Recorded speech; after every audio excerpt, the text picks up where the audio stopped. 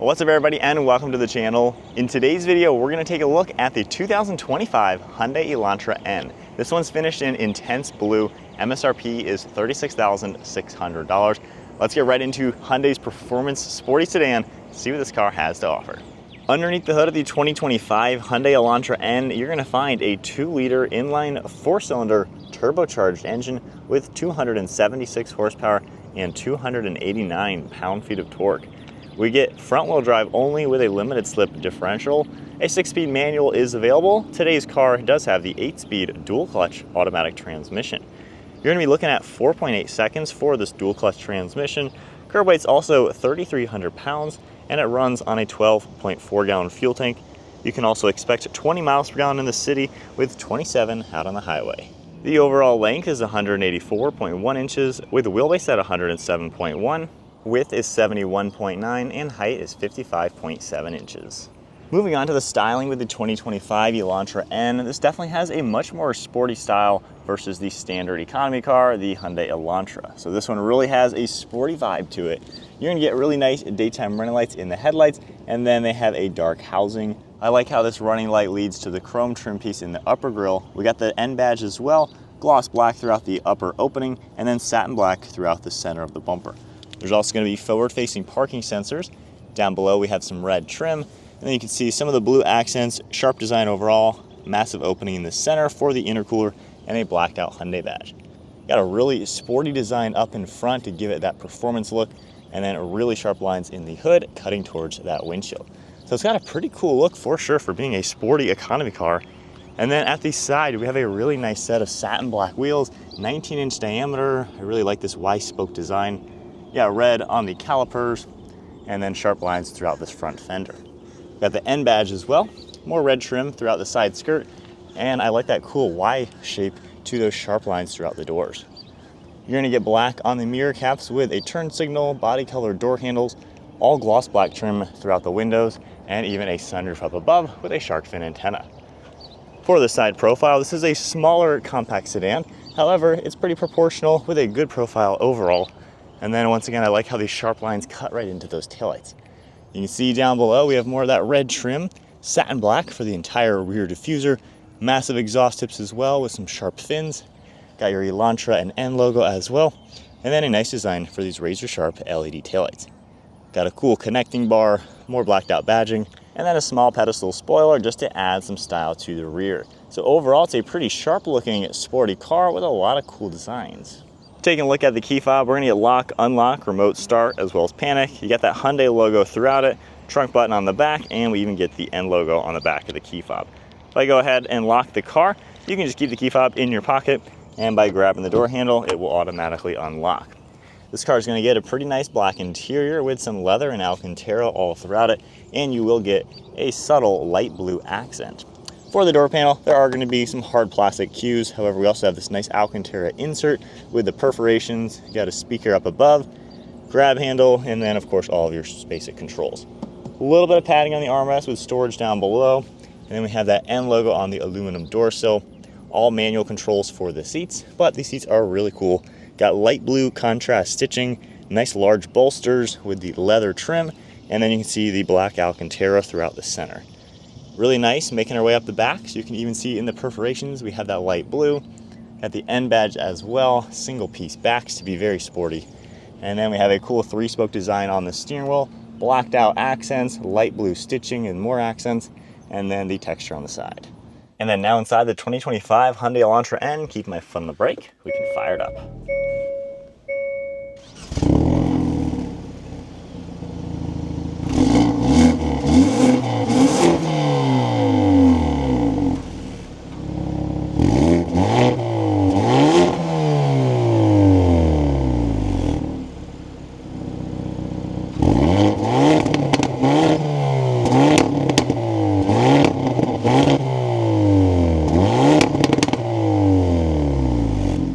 Taking a look at the gauge cluster now, you're going to get a full LCD screen. You have the speedometer as well as tach. We can scroll up and down in a couple different menus and see different information, and then we can also scroll left and right and see more things that are going to pop up. We even have some safety information, a couple performance info as well, like a G meter, some temperatures and pressures. And then of course, if you go into the N mode, you get that really cool design for that gauge cluster. Massive tack, all the cool information as well, and you can continue scrolling through a few different things. On the steering wheel, we have controls on the left side for some Bluetooth and audio. Both of these N icons are going to be for presets that you're able to adjust. We have some cruise control settings on the right side, along with your steering intervention, lane keeping as well. We have the NGS button right here. That will turn on once we're driving, and then we have our paddle shifters as well. Stock on the right side is going to be for all the windshield wipers. Stock on the left is for headlights and turn signals. Over on this left side, we have interior dimming, traction control, a little bit more hard plastics, ambient lighting, a nice design throughout this bezel, and then just hard plastics up above with some rubber texture for the immediate dash. You're going to see your nice air vents with more of that ambient lighting strip throughout it. And then for the multimedia screen, basically what we're going to be used to seeing from Hyundais. You have all your different tiles. You're able to view climate control that will pop up in the car. You can see more things popping up, scrolling over. In this N mode, this is where you get a really nice screen with a cool animation. You have all sorts of different vitals throughout the car, and swiping over, you can see everything we can adjust with our 2 custom designs. So you can adjust transmission, suspension, all this nice stuff. Launch control, of course, performance options you can get into as well, shift lights, and all sorts of really cool things you're able to adjust. So definitely a cool touch with all that. Going into reverse, you're going to get your backup camera as well as your parking sensors. We have a couple different views that you can see. And then underneath that, we're going to get basic controls, nice shortcuts for the screen, and then physical climate controls all down below. Fan speed right in the center, your dual zone temperature, heated seats, all the different zones and defrost. And then we have plugs down here as well as wireless charging and storage. You're going to see more of the blue accents throughout the shifter. And then we have our drive mode select. So this can also go into a couple normal drive modes that you can toggle through before you go into the full N mode. You're also going to get this grab handle on this far right side with some gloss black and just some plastic texture. We have 2 different size cup holders with a manual parking brake, and then a decent amount of storage space all throughout the center. Glove box has enough space, as you would expect, a large bucket. And then one last look at the interior. It's a pretty cool looking interior for an economy car. It is very driver focused with everything angled towards the driver, which is a cool touch. And then of course we have some nice materials throughout it. Black headliner along with that sunroof up above with all those controls, and then a nice thin basic mirror. Moving on to the back seat space, I can just grab the door handle, open it up. For the rear door panel, again, just finished off in some harder plastics. We do still have this nice alcantara strip in the center. Back seats also have the contrast stitching, the smooth leather, and then the alcantara throughout the centers. And this can seat 3 people. You don't really have any amenities aside from the 2 plugs down below, but it is pretty roomy. So hopping into the back seat with the Hyundai Elantra N at 5'11", I'm sitting here with pretty good headroom, about 1 inch. And then even with the driver's seat at my height, I have like 4 inches of knee room. My feet fit very well. The seat bases aren't too bad. They cradle your legs enough. It still is an economy car, so it's not going to be, the most luxurious thing. But the fact that there is plenty of room for a full-grown adult, not bad at all. You can fit car seats in the back. Only drawbacks, there's no center armrest or anything like that, no air vents. So a little sparse back here, but it's roomy enough in a pinch for people and could be a nice, affordable family car. Moving on to the trunk space, there's going to be a button right here we can press. It's going to automatically pop, and then we can just manually lift it the rest of the way. So for the trunk space, as you can see, we have about 14 cubic feet of cargo volume. It's pretty roomy overall, actually has a lot of space throughout it. In the center, you can lift up the floor. We're just going to get a couple tire inflator kit. And then as you can tell, we have a strut brace for the chassis of this car. However, that is going to hinder a little bit of the cargo space. From here, we can pull both of these and then pull back the entire backrest. And with the seats folded down, you're able to fit a little bit larger items. You can easily fit golf bags in the trunk though without even lowering the seat. And then once again, you can see how this crossbar will, of course, hinder some of the cargo space, but still gives you enough openings to make this a pretty practical car.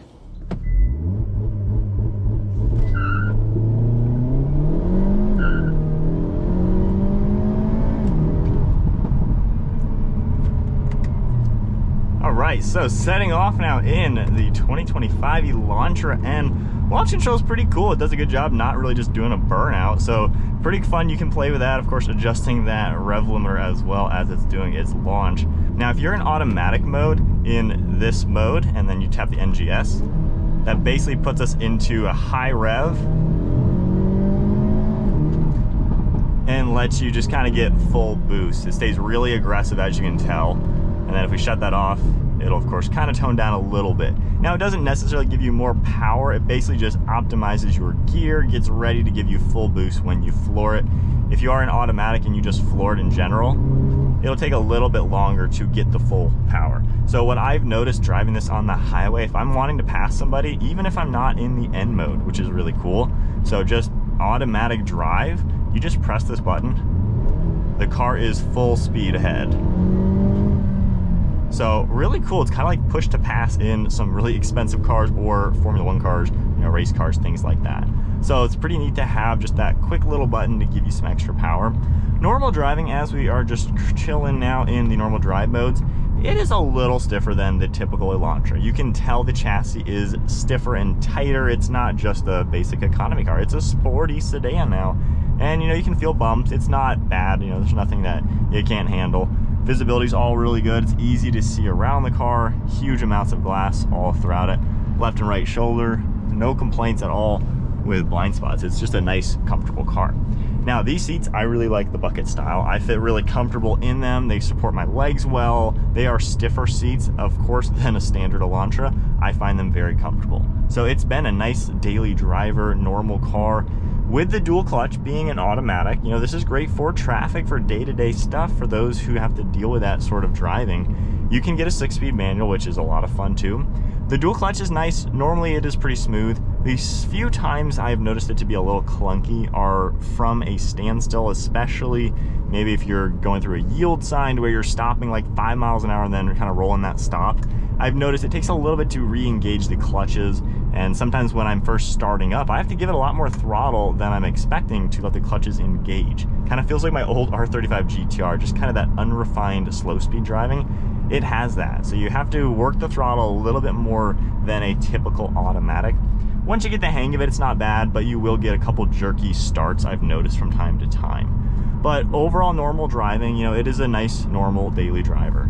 If you put everything into the N mode, I have the first one set up for everything is in the full mode. So we have these stiffer dampers, the tighter steering, everything is sharper. Of course, going into manual, we have that control.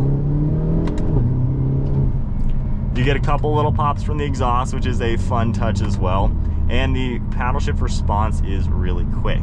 It's nice that they put a dual clutch in here rather than like a torque converter. The handling is pretty tight. The brakes work pretty well. I mean, it's been a fun car to just zip around in. Can't really complain. Now, as far as overall acceleration, we'll leave it in manual mode. It's not the fastest car. You know, there's other cars out there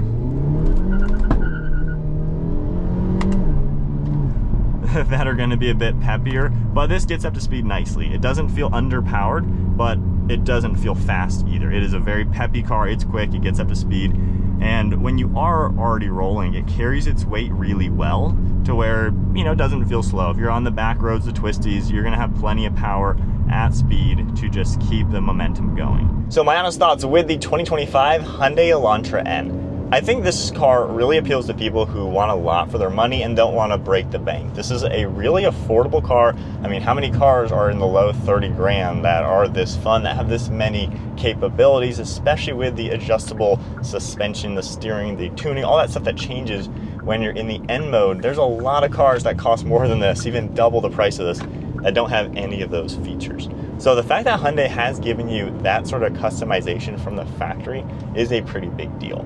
Driving this like a normal daily with the automatic, it's a cool touch. You know, there's other cars like this that might only be manual or have a CVT as their automatic.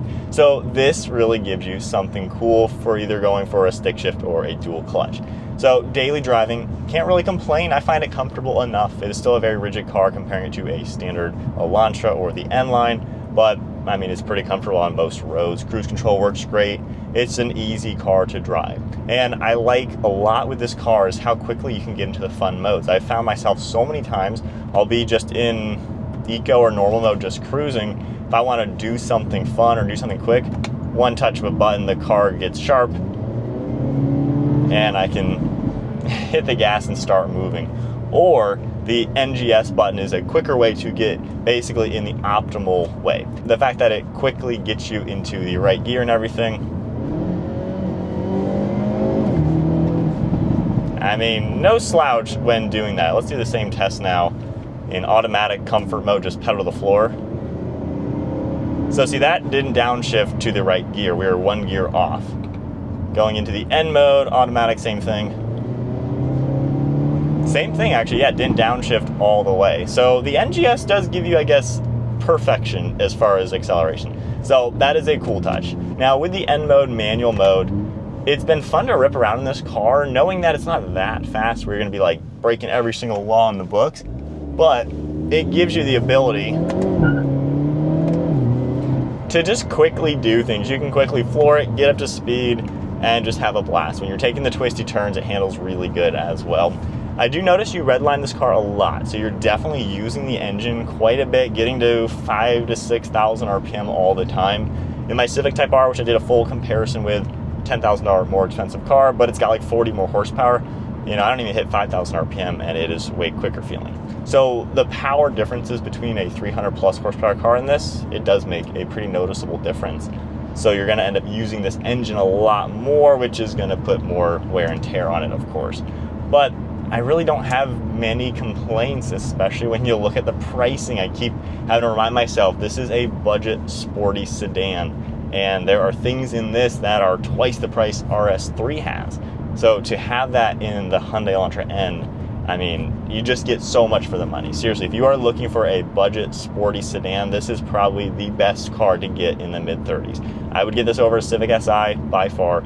I would get this over the WRX by far. I don't think there's really anything better at this price point. It is really cool, has a lot to offer. But there's the 2025 Hyundai Elantra N, fun car on a budget.